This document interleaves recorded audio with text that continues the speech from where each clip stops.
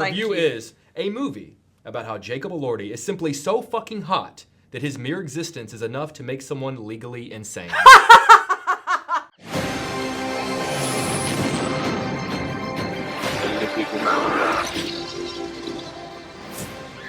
Where we're going, we don't need roads.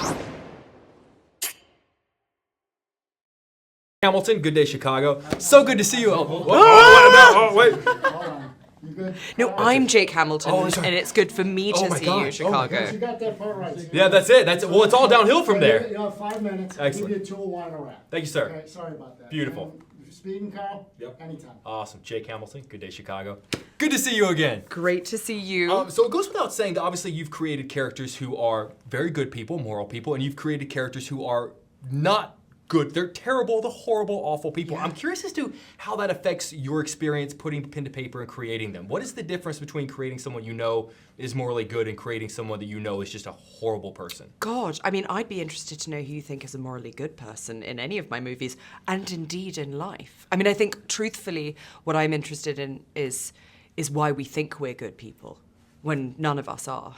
I mean, I don't think, I certainly don't know anyone who's good, really, at the very, very, very deep heart of it all. So that's always what I'm looking at, like, and so when it comes to these characters in this movie in general, I'm kind of looking at, like, what is our relationship with the things that we want? What is our relationship with the people we want?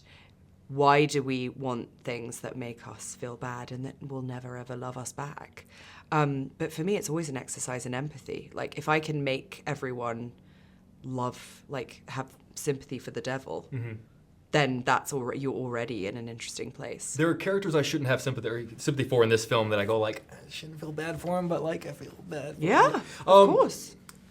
Your past 2 films have caused me to do this thing, which is when a certain, I hate to use twist happen, but a certain thing happens, I lean forward and just go, what the I'm sort of curious, your creative process, at what point does sort of that turn come? Like, do you think of the turn and then build the story around? At what point does the turn come for you? I mean, I think the thing is, for me, it's always kind of character driven. And I think that also we're so much of the work that I like to do plays with genre, plays with an audience's relationship with movies in general, with actors that they've seen.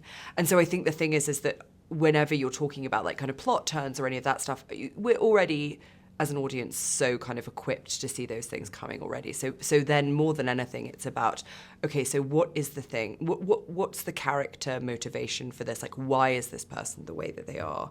And what is the kind of surprising thing about them that you just don't maybe necessarily expect? That's the kind of, and it always has to come from a place of truth, really, you know? And so if there are moments in this movie that are like, I think some might say sort of sexually transgressive, they only really work if they hit. They only really work if you think, Yeah, I buy it. yeah. And so that's always it. It's kind of like, it's always sticking, you know, just like poking and probing things. And I think that if you can get a kind of laugh gasp, if you can get that emotional response from an audience that's like, oh, wow, you know, that's why you make a movie, because you've got a small period of time to like apply some pressure. But what I'm always amazed about your films is that it feels like you have to make 2 movies, like, because I feel like the experience of seeing it for the first time and the experience of seeing it for the second time, they're 2 different movies, and you have to make them at the same time, which is unbelievable. It's a talent. There's such a huge, overwhelming theme that I think we can relate to in this film of, do I belong in this world? Are there aspects of this environment, even though I want to be a part of it, do I belong here? Yeah. As you have found more success in this industry, in Hollywood, are there aspects of this business that you have to pause and go like, I don't know if I belong in this, I don't know if this is me? That's so interesting. I mean, I think because my last movie came out during the pandemic, I was kind of very much protected from that, to the extent that I was just in my house on Zoom for most of it. But I think increasingly now with this movie, now we're starting this, I do think like, oh my goodness, this setup is a setup. I grew up watching other filmmakers, you know, on MTV and VH1 and all of those things. And so like, it does feel very surreal.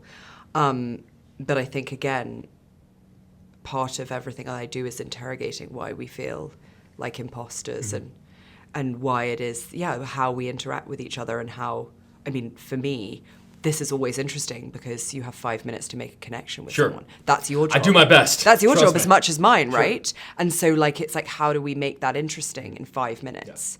So I try not to think too much about the imposter syndrome and more about like what is the like how are we going to get into something interesting? Sure. Like Between us, how am I doing right now? terribly.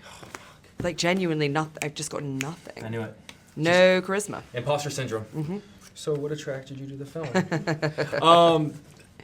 In addition to being an incredible storyteller, an amazing writer-director, you're also an amazing actor.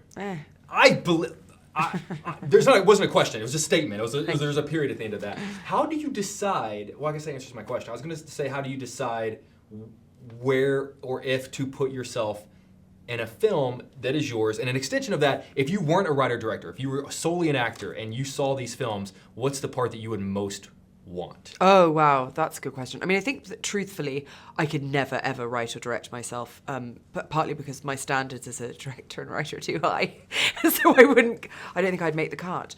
I mean, I don't know. I don't think I could do any of these movies because for me, so much of the like dance of it is applying pressure. You know, so much of my relationship with like Barry, for example, in this movie, the reason I love working with him so much is we really, really, really apply pressure to each other.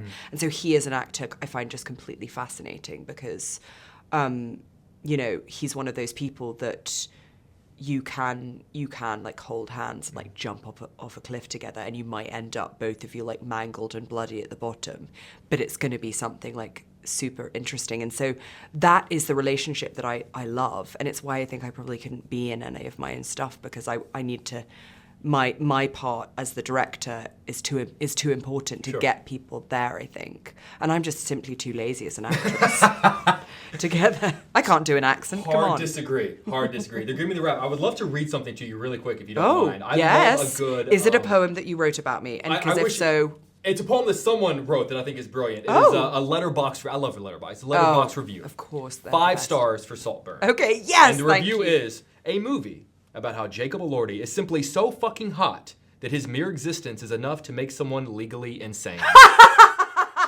Yeah. Put it on the poster. I'm gonna say that's kind of like on the there's poster. room on the poster right there. Yeah. I wish I could take credit for it. That is that belongs to Zoe Rose Bryant. Zoe Rose Bryant, if you're out there. She's a genius, and I love her. And no, absolutely, that's it. I mean, haven't we all? I just saw the guy. I get it. Yeah, but we all have a Felix Catton in our lives. Yeah. You know, there's always someone that would make us all legally insane. So I've dated most of them. Amazing. Or illegally Yeah, insane, yeah. I guess, yeah. From the bottom of my heart, I love you. I love your work. Thank you you make my job easy because you make movies. Like, there's nothing worse than like watching a movie and going, I have nothing to ask. And that happens. What's your go-to when you've got nothing to ask? I find something. That's a beautiful thing about film. I love movies. I was raised on movies. There's always something to ask. Yeah. When it's a great movie, it tends to be more about the movie. And when it's not a great movie, it tends to be the movie compared to other things. Right. Sort of thing. Thank you so much. Thank you. It was a real very pleasure to much. finally get to So meet you in nice person. to meet Thank you so much. Thank Take you. care.